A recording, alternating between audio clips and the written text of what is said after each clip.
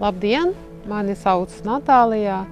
Esmu dzimusi Ukrainas galvaspilsētā Kijevā, bet jau vairāk nekā 3 gadus kopā ar bērniem dzīvoju Daugavpilī.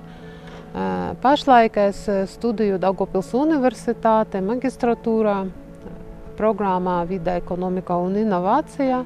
Es atbraucu uz Latviju kara dēļ Ukrainā. Šī pārcelšanās nebija apzināta izvēle, ko bieži notiek ar citiem emigrantiem, bet gan drošas vietas meklējumi ģimenei.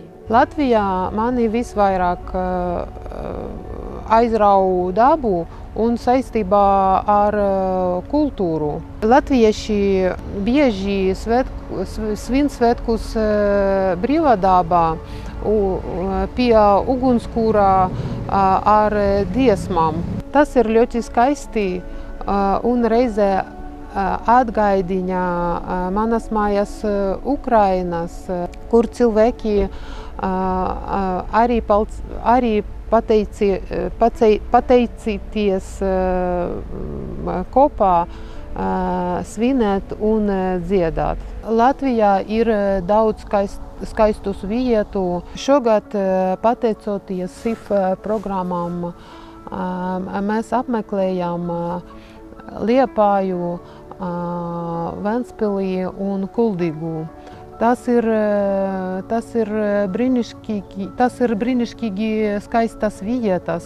Tomēr ir nozīmīgi manā dzīvē ieņemt Daugavpils. Pilsētā, kas man devusi spēku noticēt nākotnē. Sākumā bija grūti, jo viss biju jaunas valodas, cilvēki, vidi. Tomēr ar laiku, pateicoties draudzīgiem cilvēkiem un atbalstam, es jūtos arvien drošāk. Pirmajos posmos mums ļoti palīdzēja sociālo dienestu darbinieki un Sarkanā krusts. Lielākais izaicinājums bija atstāt visu pazīstamo un sākt dzīvi no jauna. Tas prasīja daudz spēka.